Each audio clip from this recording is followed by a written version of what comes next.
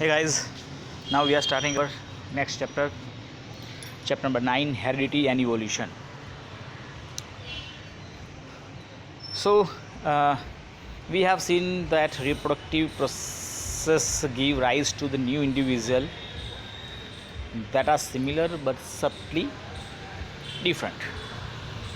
And we have discussed how some amount of variation is produced even during asexual reproduction. देखो chapter number 8 हमारा बाकी है, वो थोड़ा इम्पोर्टेंट चैप्टर है तो अभी उसको मैंने बाकी रखा है। उसके अंदर हम जब पढ़ेंगे तो मैं बताऊंगा कि भाई जो रिप्रोडक्शन होते हैं, दो तरह के रिप्रोडक्शन के बारे में हम पढ़ेंगे उसके अंदर, sexual reproduction as well as asexual reproduction. अब उसमें अंदर क्या होता है कि वेरिएशंस देखने को मिलेंगे। वेरिएशंस इन द सेंस कि आपने देखा कि भाई जो ऑर्गेनिजम्स होते हैं, जो नए जन्म लिए ऑर्गेनिज्म है, वो अपने पेरेंट जैसे होते हैं, बट साथ ही में उनके अंदर थोड़ा बहुत आपको वेरिएशंस भी देखने को मिलता है। मतलब कि वो जो ऑर्गेनिजम्स हैं वो अपने पेरेंट जैसे होंगे लेकिन 100% नहीं, उनमें थोड़ा बहुत आपको वेरिएशंस भी देखने को मिलता है। तो यहाँ पर दो चीज़ होगी, एक हेरिडिटी और दूसरा होगा variation. If we observe a field of sugar cane, we find very little variations among the individual plant, but a number of animals, including human beings, which reproduce sexually, quite distinct variations are visible among different individuals. तो आप देखो, जैसे कोई एक farm ले लो आप, और farm के अंदर जो ऑर्गेनिज्म है उसको अगर आप देखो, एनिमल्स होंगे, अगर आप उनको देखो तो पता चलेगा कि वो सारे एनिमल्स जो हैं, प्लांट जो होंगे वो सब सिमिलर देखने को मिलेंगे आपको, उसमें ज़्यादा वेरिएशंस नहीं होगा। लेकिन जब आप किसी ऑर्गेनिज्म को देखते हैं, एनिमल्स को देखते हैं, तो पता चलेगा कि भाई there are numbers of variations. जैसे आप ह्यूमन में देखो तो सारे ह्यूमन्स आपको अलग अलग दिखाई देते हैं, तो there may be a variations in the animals.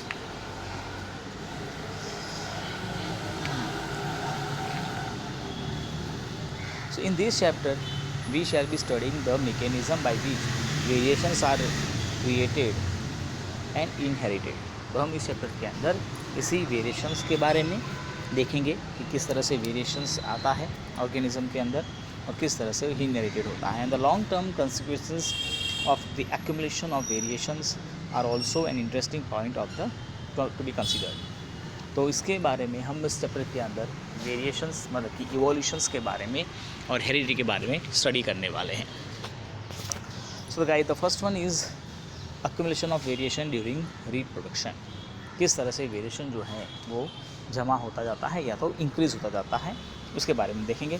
तो inheritance from the previous generation provides both a common basic body design and subtle changes into it.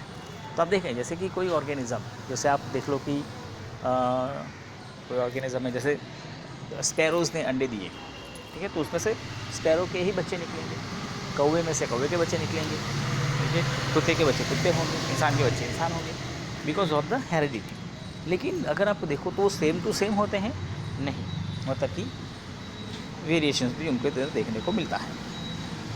Now think about what would happen when this new generation in its turns reproduces. अब जब ये जो नई generation जो थी वो जब reproduction करेंगी तो उनके जो बच्चे होंगे उनमें भी थोड़ा बहुत वेरिएशन देखने को मिलेगा। ऐसे जनरेशन बाय जनरेशन आप देखेंगे तो वेरिएशन जो है वो अक्यूमुलेट होता जाएगा। The second generation will have difference that they inherit from the first generation as well as newly created differences. तो आपको जैसे जैसे जनरेशन आगे बढ़ती जाएगी आपको उनके अंदर वेरिएशंस जो है वो देखने को मिलेगा।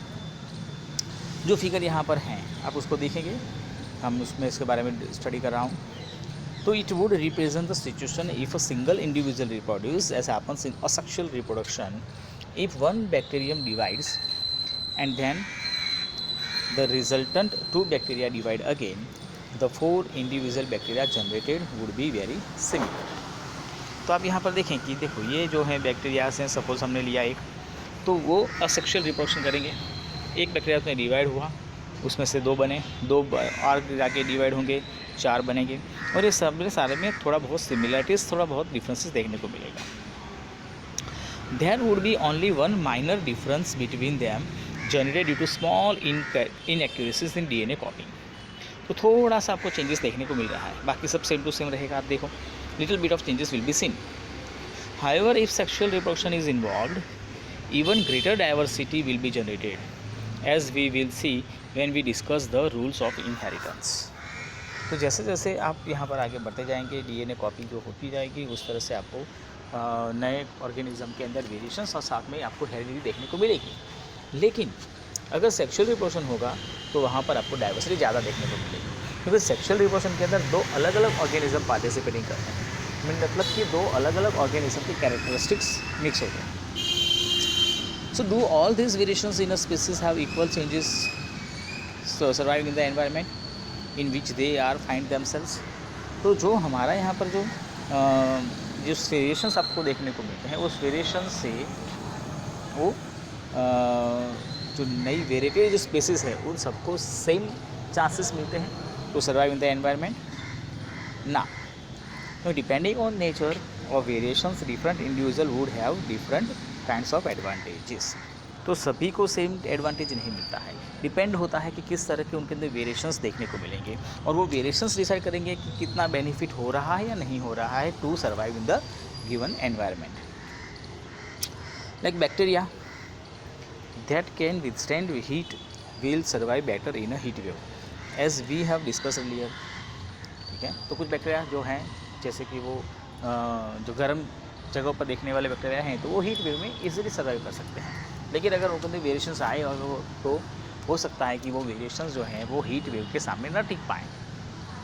तो selection of variant by environment factors forms the basis of for evolutionary process as we discuss in later section. तो हम देखने वाले हैं, सबसे पहले हम देख लेते हैं फटाफट से heredity. So the most obvious outcome of the reproductive process will remains the generation of individual of similar design, and the rules of heredity determine the process by which traits and characteristics are reliable inherited। तो देखो heredity में क्या होगा कि आप अपने parent जैसे हैं, आपके पेरेंट अपने पेरेंट जैसे होंगे, तो इसको हम हेरिडिटी कहते हैं। या तो मैं जैसे मैंने आगे कहा था कि स्पैरो का बच्चा स्पैरो बनेगा, वो हेरिडिटी है। So inherited traits. What exactly do we mean by similarities and differences? Similarities और differences का मतलब क्या होता है? We know that a child bears all the basic features of a human being. कोई बच्चा जन्म लेता है तो बच्चा जन्म लेते थे बच्चे के आप उसके फीचर्स देखेंगे आप तो पता चलेगा कि वो ह्यूमन के हैं। उसके भी एक मुंह, दो होठ, दो कान, एक नाक, दो आँखें, दो हाथ, हाथों के ऊपर उंगलियाँ, ये सब आपको कैरेक्टर्स देखने को मिलेंगे और आपको पता चल जाएगा कि भाई it is a baby of human. But the thing is that it does not look exactly like its parents। वो exactly अपने पेरेंट्स जैसा नहीं दिखता है।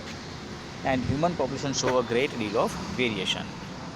तो आपको ह्यूमन के अंदर देखने को आप देखो नंबर्स ऑफ, जैसे आप नंबर्स ऑफ टाइगर्स देख लो, नंबर्स ऑफ लायंस देख लो, तो आपको पता नहीं चलेगा, सब सेम टू सेम दिखाई देंगे। वेरिएशंस होता है लेकिन हमें पता नहीं चलता। लेकिन ह्यूमन के अंदर दिखाई दे तो पता चल जाएगा कि भाई we have lots of variations.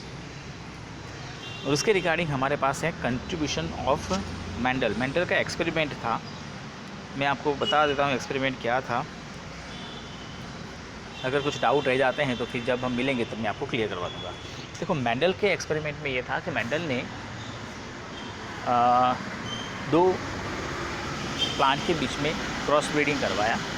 एक प्लांट उसने लिया था टॉल और एक प्लांट लिया था उसने शॉर्ट। आप देख सकते हो यहाँ पर, ठीक है। अब यहाँ पे टॉल और शॉर्ट के नीचे देखा जाए तो आपको कैपिटल टी और स्मॉल टी लिखा हुआ दिखाई दे रहा है। कैपिटल टी जो है वो कैरेक्टरिस्टिक है जो टॉलनेस के लिए रिस्पॉन्सिबल है। अगर कैपिटल टी नहीं है तो समझना कि वो शॉर्टनेस के लिए रिस्पॉन्सिबल है। यहाँ पर हम स्मॉल टी को ज़्यादा इम्पोर्टेंस नहीं देंगे, स्मॉल टी का कोई इम्पोर्टेंस नहीं है। कैपिटल टी है तो टॉल, अगर कैपिटल टी नहीं है तो स्मॉल, ठीक है। अब समझो कि उसके बीच में रिप्रोडक्शन हुआ, एक कैपिटल टी और एक स्मॉल टी, एक कैपिटल टी और स्मॉल टी, इस तरह से रिप्रोडक्शन देखा तो सारे के सारे टॉल हुए क्योंकि एक कैपिटल टी प्रेजेंट है। मैंने जैसे कहा capital T is responsible for the tallness, और जहाँ जहाँ कैपिटल टी प्रेजेंट होगा वहाँ वहाँ पर आपको टॉल प्लांट्स देखने को मिलेंगे। तो यहाँ पर जो दो प्लांट लिए थे, एक टॉल था एक शॉर्ट था, इन दोनों के बीच में जब हम क्रॉस ब्रीडिंग करवाते हैं तो सारे के सारे कैसे होते हैं, टॉल, एक भी शॉर्ट नहीं हुआ। अब समझो कि हम इस सेकंड जनरेशन के ऊपर उसके बीच में क्रॉस ब्रीडिंग करवाते हैं, मतलब अब आपके पास जो दोनों टॉल प्लांट है देख सकते हो, एक है कैपिटल टी स्मॉल टी, दूसरा भी है कैपिटल टी स्मॉल टी, ठीक है।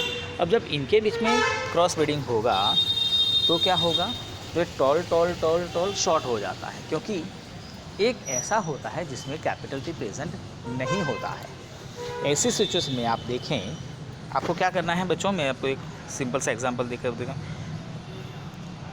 जैसे ये कैपिटल टी है और ये कैपिटल टी है, तो कैपिटल टी हुआ, ठीक है। फिर आपने ये कैपिटल टी लिया और ये स्मॉल टी लिया, तो आपको कैपिटल टी स्मॉल टी मिला।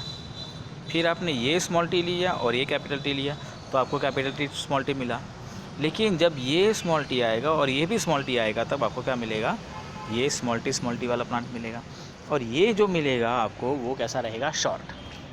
अब आप यहाँ पे देखेंगे तो जिनके बीच में हमने ब्रीडिंग करवाया है, ये दोनों तो सारे के दोनों टॉल थे, लेकिन फिर भी यहाँ पर एक जनरेशन आपको कैसे मिली, शॉर्ट मिली, क्योंकि एक यहाँ पर आप देखें कि कैरेक्टरिस्टिक्स कैसा था, दोनों में एक एक स्मॉल टी प्रेजेंट था, जिसकी वजह से आपको ये शॉर्ट प्लांट मिलता है।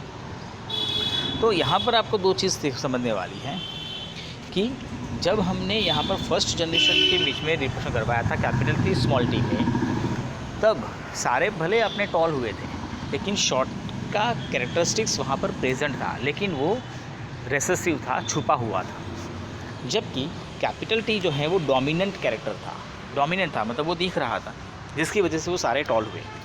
लेकिन जब नेक्स्ट टू नेक्स्ट जनरेशन की जब बारी आई, तब हो सकता है कि वो जो रेसेसिव कैरेक्टरिस्टिक था वो अब डोमिनेंट हो गया।